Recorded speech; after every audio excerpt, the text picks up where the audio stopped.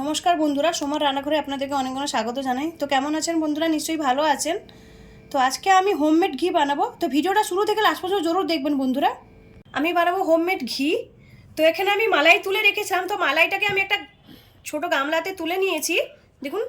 এবার আমি এখানে ঠান্ডা জল দিব, একদম আসানি তরিকার একদম আমি একটা ঘিটা তৈরি করব, হোমমেড ঘিটা তৈরি করব। আমি এখানে বরফ আর জল নিয়েছি, তো এই জলটা আমি দিয়ে দিচ্ছি, ঠান্ডা জলটা। এটাকে ভালো করে ফেটে নিব, হাত দিয়েই ফেটাবো। দেখুন আমি খুব সুন্দর করে দলে নিয়েছি এইভাবে। তো এবার আমি এটাকে ভালো করে ফেটাবো হাত দিয়ে।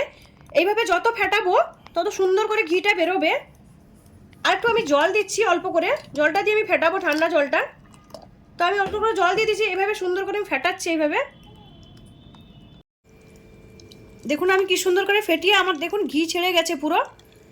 এইভাবে ঘি পুরো একদম বেরিয়ে এসছে দেখুন জল থেকে। এটা ফেটাতে আমার 5 মিনিট লেগেছে। 5 মিনিটের মধ্যে এইভাবে বাটার, পুরো বাটারের মতন হয়ে গেছে, কত সুন্দর। তো এটা আমি এবার একটা কড়াইতে ছেনে নিব। দেখুন আমি এইভাবে তুলে নিচ্ছি উপর থেকে। এভাবে সবগুলো আমি এইভাবে ছেঁকে তুলে নিচ্ছি। আমি কি সুন্দর করে সব ছেঁকে নিয়েছি দেখুন। আপনারা যখন ঘিটা ফেটাবেন একটা বড় জায়গা নেবেন, দিলে ফেটাতে ভালো হয়। আর ঘিটা খুব তাড়াতাড়ি করে রেডি হয়ে যায় বড় জায়গা হলে, ফেটাতে ভালো হয় বড় জায়গাটায়।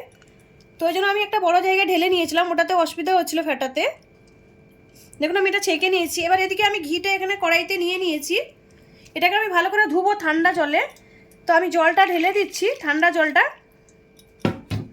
ঘিটাকে ভালো করে এইভাবে পরিষ্কার করে ধুয়ে নিবে, নাহলে ঘির যে দুধটা থাকে ও দুধটা অনেকটা পুড়ে যাবে একদম তলায়। এভাবে ভালো করে ধুয়ে দিলে একটু কম থাকবে। এভাবে চটকে চটকে ঘিটাকে ধুয়ে দিবে। আর ঠান্ডা জলেও ধুবেন, ঠান্ডা জলে ধুলে তাহলে এটা জমে থাকবে আর ঘি একটুও নষ্ট হবে না। এখন এইভাবে আমি ছেঁকে নিচ্ছি ধুয়ে। এভাবে দুবার ধুয়ে নিব, আরেকবারও আমি জল দিয়ে ধুয়ে নিচ্ছি ভালো করে। তাহলে একদম পরিষ্কার সুন্দর একটা ঘি বেরোবে এর।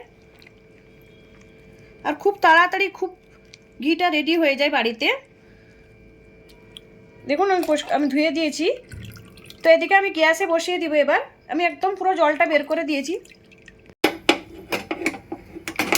গ্যাসটা আমি অন করে দিয়েছি।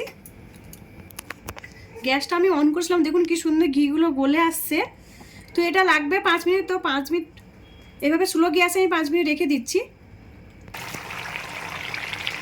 দেখুন ঘিটা কত সুন্দর ফুটছে, ঘি ছেড়ে দিয়েছে দেখুন কত সুন্দর, এই যে। হ্যাঁ, তো এটা আরেকটু লাগবে সময়।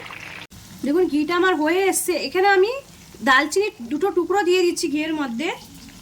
আপনারা চাইলে দালচিনি না দিয়ে পানের পাতাটাও দিতে পারেন। তো আমার কাছে পানের পাতাটা নেই, তো ওই জন্য আমি দালচিনি টুকরো করে দিলাম। দালচিনি কিংবা পানের পাতাটা দিলে ঘিয়ের একটা আলাদা রকম গন্ধ আসে, আর খুব সুন্দর, অনেক সুন্দর একটা পানের গন্ধ আসে। আর ঘিটা অনেক টেস্ট হয় পানের পাতাটা দিলে কিংবা দালচিনি দিলে। ঘিয়ের একটা পচাটে গন্ধ ছাড়ে, সেই গন্ধটা কেটে পানের গন্ধ না হলে দালচিনির গন্ধটা চলে আসে।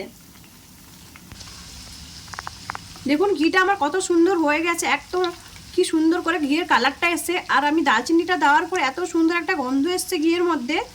তো আমি এটাকে ছেনে নিচ্ছি। কত ইজিলি ভাবে ঘরে ঘি তৈরি হয়ে গেল দেখুন, হোমমেড ঘিটা রেডি হয়ে গেল। আমি তো কোনো সময় বাজারে ঘি ইউজ করি না, আমি সবসময় বাড়িতেই তৈরি করে ঘিটা ইউজ করি। তো এটাকে আমি ছেনে নিচ্ছি এইভাবে। আমার হোমমেড ঘি রেডি হয়ে গেছে। তো এবার থেকে মালাইটা না ফেলে জমিয়ে রেখে ঝটপট করে এইভাবে হোমমেড ঘি তৈরি করে নিন। হোমমেড ঘিটা কত ভালো হয় গরম রুটির সঙ্গে, কিন্তু পরোটার সঙ্গে দারুণ লাগে খেতে, কিংবা ডালের সঙ্গে সবে দেওয়া যায়, তরকারিতেও দেওয়া হয়। তো মার্কেটে ঘি না কিনে এইভাবে হোমমেড ঘি রেডি করে নিন তাড়াতাড়ি করে। আমার হোমমেড ঘিটা যদি ভালো লাগে লাইক করুন, শেয়ার করুন, সাবস্ক্রাইব করুন। আর আমাকে কমেন্ট করে জানান আমার হোমমেড ঘিটা কেমন লাগলো। ধন্যবাদ বন্ধুরা, ভালো থাকেন।